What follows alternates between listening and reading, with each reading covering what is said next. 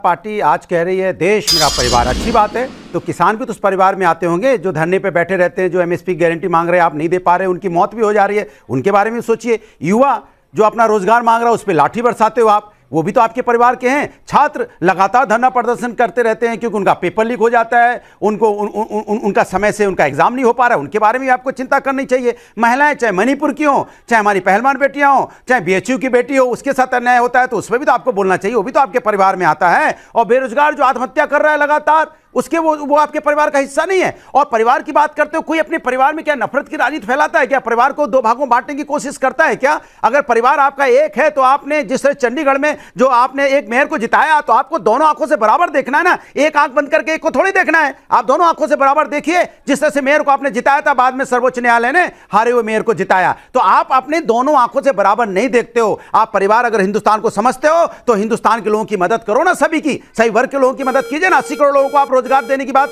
आपने बोला कि हम उनको फ्री में राशन दे रहे हैं। अरे 80 करोड़ लोगों को आप अगर रोजगार दे देते तो परिवार के हिस्सा थे ना, अपने पैरों पे खड़े हो जाते। कोई अपने परिवार को चाहता है क्या लाइन में लग के 5 किलो चावल के आटा में अपनी जिंदगी काटे? कोई परिवार का व्यक्ति नहीं चाहेगा, मुझे पूरा आशा है। और सीधी सी बात है, कुल मिलाकर जनता ने ठाना है इस बार भारतीय जनता पार्टी को हटाना है। चलिए अनुराग भदौरिया जी, आपने अपने तर्कश के तीर निकाले। सुधांशु त्रिवेदी जी, आज जवाब दीजिए कि ये मुद्दे, एक भी मुद्दा वहां स्टेज से नहीं उठाया गया। क्या उठाया गया कि मोदी ने मां के निधन पर सर क्यों नहीं मुंडवाया, मोदी के बच्चे क्यों नहीं हैं, और मोदी किसी भी परिवार वाले से वोट ना मांगे। मैं पूछना चाहती हूं, क्या जो अनुराग भदौरिया बोल रहे हैं, क्या मंच पर इंडिया गठबंधन ने यही मुद्दे उठाए थे? देखिए, मोदी जी के प्रति ईर्ष्या, द्वेष, वैमनस्य, ग्लानि, पराजय की कुंठा से भरे हुए विपक्ष के द्वारा पिछले अनेक वर्षों से अनेक बार बहुत ही निचले और छिछले स्तर के कमेंट किए जाते रहे और उसी स्तर का यह कमेंट था।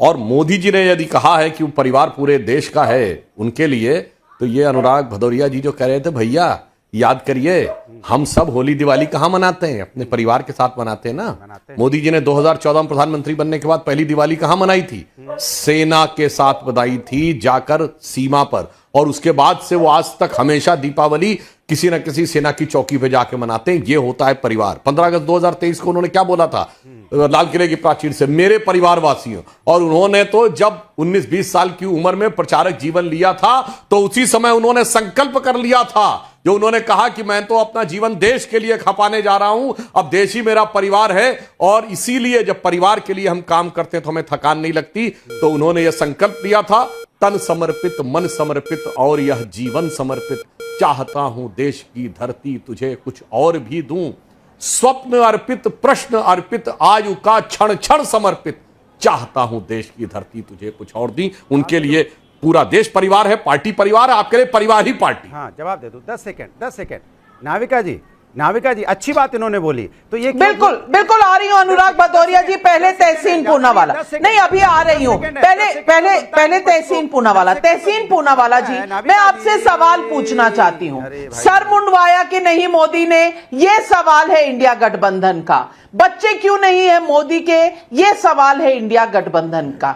क्या इंडिया गठबंधन के पास मुद्दे खत्म हो चुके हैं? ऑल्टरनेटिव विजन देने तो छोड़ दो, आप सिर्फ पर्सनल अटैक करते हैं। कभी नीच, कभी चाय वाला, कभी पनौती, कभी गंदी नाली का कीड़ा, और कभी चौकीदार चोर है। और इस बार तो परिवार को लेकर जिस तरह के बिल्कुल बिलो द बेल्ट कमेंट्स किए गए हैं, क्या ये राजनीति की शोभा बढ़ाते हैं या विपक्ष की दिखाते हैं मानसिकता, क्योंकि उनके पास कोई मुद्दा बाकी नहीं बचा है? आज तहसीन पूनावाला जी सिर्फ कांग्रेस के सपोर्टर नहीं, एक इंसान बनकर भी जवाब दीजिएगा।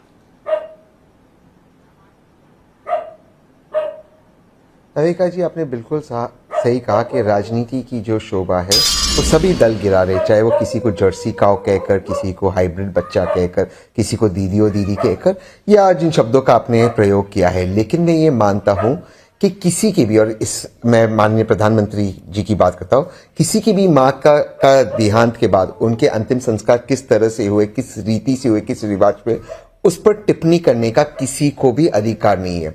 मॉरली छोड़ दीजिए, इसे राजनीतिक लाभ भी नहीं होता विपक्षी पार्टी को। जैसे अनुराग भाई ने बिल्कुल सही कहा, देश के मुद्दे बहुत सादा, किसान सड़क पे, स्टूडेंट्स सड़क पे है, देश में बलात्कार के केसेस बढ़ रहे हैं, टीचर्स सड़क पे, इन मुद्दों को उठाना है। अगर हम व्यक्तिगत तौर से प्रधानमंत्री जी को टारगेट करेंगे तो राजनीतिक लाभ उनको मिलेगा जैसे उनको मिलता आया है। हाँ, ये बात सही है कि राजनीतिक स्तर सभी ओर से गिर गया है, लेकिन ये कांग्रेस पार्टी और विपक्ष को ये कोशिश करना चाहिए कि अगर ये चुनाव जीतना है 2024 का, तो मुद्दों पर लड़े, और मुद्दों पर लड़ेंगे तो मैं ये मानता हूं, अब भी मानता हूं कि उनको सफलता मिल सकती है, लेकिन शर्त है मुद्दों पर लड़े। किसी की मां पर किस तरह से उनके अंतिम संस्कार हुए, मुझे लगता है इस पर टिप्पणी करने की कोई आवश्यकता नहीं है। सुधांशु त्रिवेदी जी, जवाब दीजिए। अभी तो कह रहे हैं टिप्पणी करने की जरूरत नहीं, लेकिन हर बार इसी तरह की टिप्पणियां एक बार